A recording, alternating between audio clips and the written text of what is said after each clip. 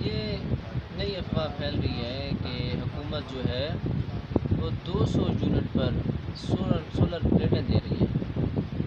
جو عام عوام ہے وہ بخوبی جانتی ہے کہ یہ صرف لالی پاپ کے علاوہ اس میں کوئی حقیقت نہیں ہے، کیونکہ اول تو 200 یونٹ کسی شخص کے کاؤنٹ نہیں کیے جائیں گے۔